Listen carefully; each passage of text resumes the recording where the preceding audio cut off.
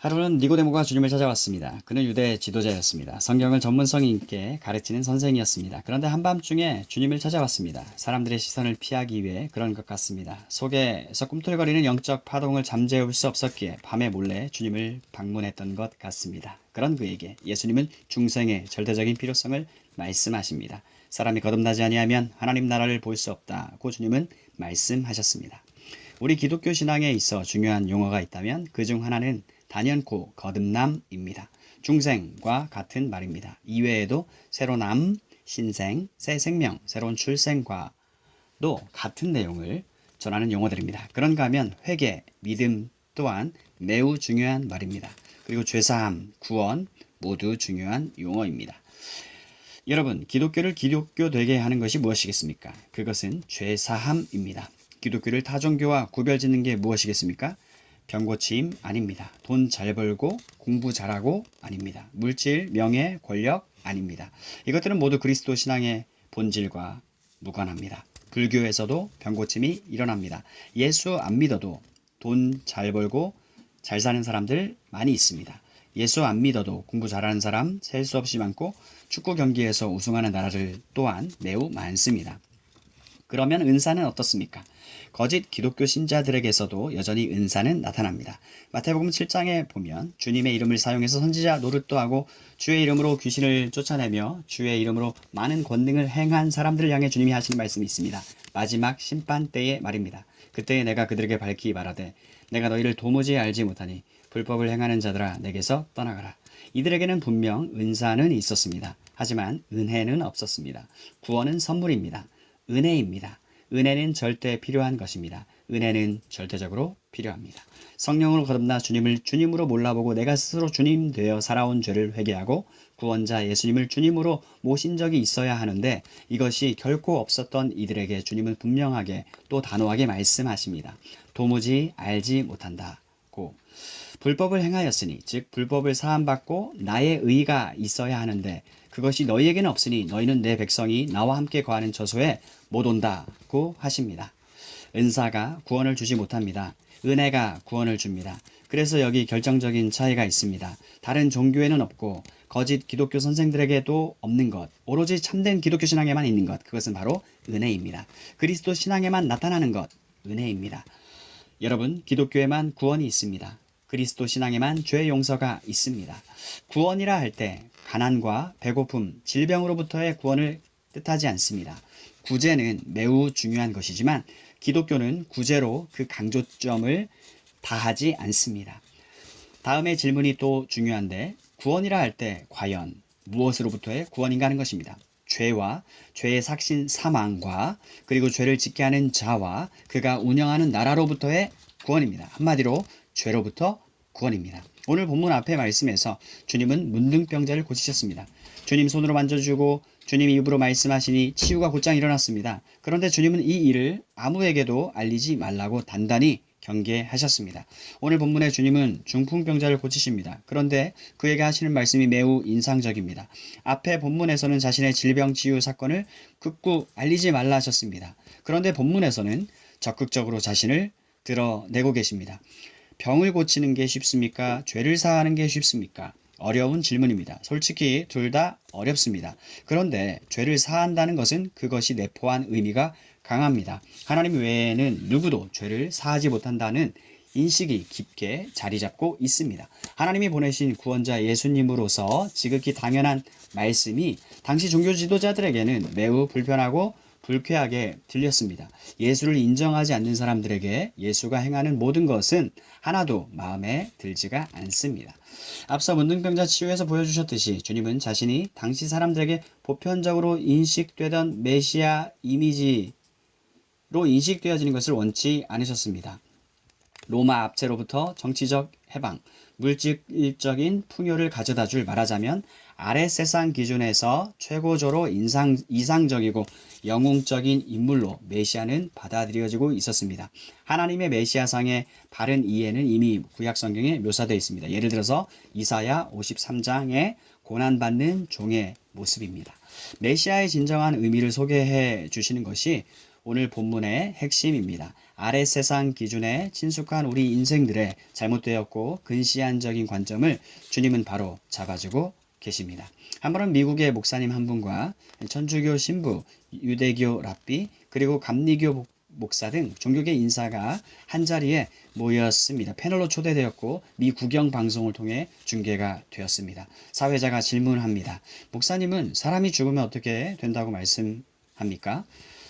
목사님이 답을 합니다. 예수를 믿은 사람은 하나님 계신 곳에 가고 예수를 믿지 않은 사람은 하나님 계신 곳에 가지 못합니다. 사회자가 되묻죠. 착하게 살지 않은 그리스도인은 천국에 가고 착하게 살다간 비그리스도인은 지옥에 간단 말입니까? 왜 이렇게 되물을까요? 자연인의 상식으로는 이해가 되지 않습니다. 참고로 자연인은 거듭나지 않은 사람을 일컫는 표현입니다. 그들 생각에 이것은 다소 부당하고 불공평해 보이는 것입니다. 더욱이 이 자리에 총 5사람이 모였습니다. 사후 관점을 하나님 말씀을 따라 분명히 밝힌 목사님을 제외한 심지어 감리교 목사를 포함해서 4사람은 이 목사의 답변에 결코 동의할 수 없다는 입장이었습니다. 인상적입니다. 4명의 사람은 하나의 목소리를 내었습니다. 세상은 통합을 원합니다. 소리 높여 화합을 외칩니다. 국가 간 담도 허물고 경제 조약도 맺고 다른 사회, 각기 다른 문화를 존중해 주자고 나누고 분리하는 종교적 차이를 지양하는 대신에 서로를 인정하고 다름을 존중해 주자고 합니다. 소위 관용을 최고 미덕으로 여기고 있습니다. 그런데 어떻게 합니까? 성경은 이를 지지해 주지 않습니다. 해석상 차이 문제 정도가 아니라 처음부터 끝까지 줄곧 그럴 수 없다고 명백하게 말씀하고 있습니다. 예수님이 절대로 그렇지 않다고 하셨습니다. 나로 말미암지 않고는 내 아버지께로 올 자가 없다고 말씀하신 분은 예수님이십니다. 만일 그리스도 신앙이 먹는 문제, 몸이 건강해지는 문제, 잘 사는 문제, 그리고 도덕적으로 사는 것을 추구하는 것 등의 문제에 국한된 것이라면 세상이 그토록 힘주어 추구하는 종교 통합 문제 무엇이 문제겠습니까? 오늘 본문에서처럼 단순히 질병 고침 받고 정신적 고통으로 시달리다가 안정을 찾게 되는 문제에 관한 것이라 한다면 주님께서는 굳이 자신에게 죄를 사하는 권세와 권한이 있다는 말씀을 하실 필요가 없으셨겠습니다. 자신을 날마다 도시락 싸가지고 쫓아다니며 뭐라 말을 하는지 유심히 관찰하고 있는 바리새파 사람들로부터 미움을 받고 결국에는 사형에 처해지는 일도 없으십니다. 나아가 이 세상에 오실 이유마저 애당초 없어지는 것입니다. 하지만 주님은 죄사하는 권세를 가졌다고 분명히 밝히셨습니다. 재차 은혜가 중요합니다. 받을 자격이 전혀 없는 자에게 하나님께서 거저 베풀어 주신 선물, 이것이 바로 은혜지 않습니까? 하나님의 은혜가 없었더라면 성령의 역사로 말미암는 거듭남도 없습니다. 예수가 하나님이 보내신 선지자 내지 훌륭한 교사 정도가 아니라 우리 구원을 위해서 절대적으로 필요한 구원자, 하나님이 보내신 바로 그 메시아란 사실을 믿게 해주는 것, 성령의 역사이고 하나님의 전적인 은혜 베풀어 주심입니다. 이 까닭에 유대 정치 지도자 위치에 있는 니고데모, 특히 하나님 섬기는 종교를 대표한다고 하는 그에게 주님이 아주 의아하게 반응을 보이셨던 것입니다. 소위 종교 지도자라면 하나님 나라는 거듭난 자, 즉 하나님께로부터 난 자라야 볼 수 있고 들어갈 수 있다는 점을 기본적으로 알고 있어야 하는데 마치 이 이야기를 처음 듣는 것처럼 반응을 하고 있으니 주님은 그를 향해 의아해 하실 수밖에 없으십니다. 종교계 지도자가 진정으로 구원의 방도를 가르치고 전한다고 하면 다른 건 몰라도 이 거듭남의 교리, 1차 교리, 즉 구원과 직결되는 중요한 진리에 대해서 몰라서는 아니 되고 모를 수가 없다는 것입니다. 그런데 왜 모르고 있습니까? 지금 역으로 짚어보고 있습니다. 사람이 거듭나지 않으면 하나님 나라를 볼 수가 없습니다. 이 나라는 육안으로 보이진 않지만 영원히 실제하는 엄연한 현실입니다. 그런데 이 나라, 이 영원한 실제가 도저히 감이 잡히지 않습니다. 영적으로 죽은 사람을 하나님이 살려주지 않는 한 영적으로 다시 살아나서 영원하신 하나님의 존재와 그분의 역사와 그분이 계획하신 나라를 볼 수 있게 해주지 않는 한 사람이 기껏 볼 수 있는 것이라고는 우리 신체의 눈을 통해서 보이는 것뿐입니다. 그러니 하나도 이상하지가 않습니다. 사람들이 저마다 돈과 명예, 건강과 쾌락을 따라가고 학력과 높은 지위, 권세를 추구하는 것이 말입니다. 그러나 성령으로 거듭나면 믿음의 눈으로 보게 됩니다. 이전에는 보지 못했고 볼 수 없었던 실체가 이제는 보입니다. 보이는 세상과 우주가 전부였는데 이제는 이 세상과 온 우주를 감싸안고 계시는 그분, 창조자 주님이 보이는 것입니다. 이 땅에 오직 주밖에, 하늘 위에도 주, 온통 천하 만물에 단지 한 분 주님뿐이로구나 하는 고백을 하게 되는 것입니다. 그러니 이것을 못 보는 사람들은 못 보는 사람들끼리 모이게 돼 있는 것이 이해도 되어집니다. 그리스도인들은 통합을 싫어하는 사람이 아닙니다. 진리를 알게 되었을 뿐입니다. 죄인들에게 죄 용서를 가져다주는 구원이 예수밖에 없다는 진리를 알게 되었습니다. 성령을 받아서 이제는 믿음의 눈으로 볼 수 있게 되었습니다. 사실을 말하자면 주님이야말로 통일에 지대한 관심이 있으십니다. 에베소서 말씀에 주님은 이 땅의 통일은 물론 하늘과 땅, 온 우주를 통일하는 계획을 가지고 계십니다. 그리고 이것은 그분의 사람, 우리 그리스도인들의 한결같은 비전입니다. 하늘에 계신 우리의 아버지 하나님의 비전입니다. 아버지께서는 아들을 통해 그리고 아들 예수 안에서 만물이 하나로 통일되는 것을 계획하셨습니다. 중요한 것은 그리스도 안에서 통일 또는 그리스도를 통한 연합입니다.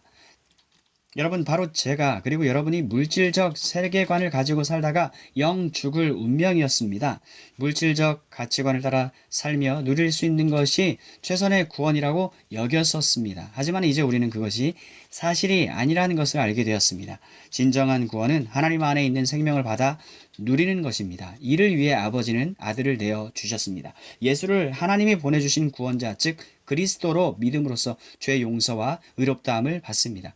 우리 죄를 대속한 그리스도의 희생과 보혈, 그리고 친히 하나님의 모든 율법에 순종하신 온전한 의를 믿는 자에게 거저 주시는 것을 우리는 믿습니다. 이것이 잃었던 하나님과의 관계를 회복받는 길입니다. 전에는 바랄 수 없었으나 아버지 하나님의 사랑과 아들 우리 주 예수 그리스도의 은혜로 말미암아 이루어진 구원의 길입니다. 이를 위하여 예수님은 이 땅에 오셨습니다. 그리고 이것이 오늘 본문 24절 말씀의 의미입니다. 그러나 인자가 땅에서 죄를 사하는 권세가 있는 줄을 너희로 알게 하리라.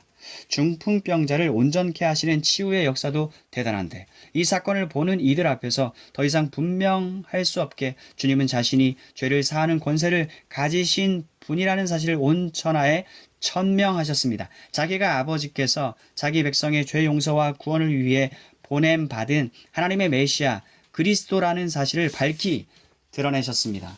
고통의 멍에 벗으려고 예수께 나오는 자마다 육적인 고통은 물론 영적인 고통을 치유받게 되는 역사가 일어납니다. 모든 고통의 본질적인 원인인 죄로부터 구원이 일어납니다. 죄로 말미암아 신음하는 이 세상, 사람들을 미혹하여 죄 짓도록 하는 근본적인 존재인 사단으로부터 구원을 받습니다. 미혹하는 자와 함께 멸망할 이 세상 풍조로부터 건짐을 받아서 의와 평강과 희락이 가득한 나라, 영원한 아버지의 나라에서 참된 생명을 영원 무궁토록 누리게 됩니다. 그런 까닭에 신자된 우리들의 사명 감당은 너무나 중요합니다. 하나님 나라 복음을 전하고 하나님과 이웃을 어떻게 사랑할지를 가르치는 복음 전도와 제자 양육의 사역을 힘있게 충성되게 감당하십시다.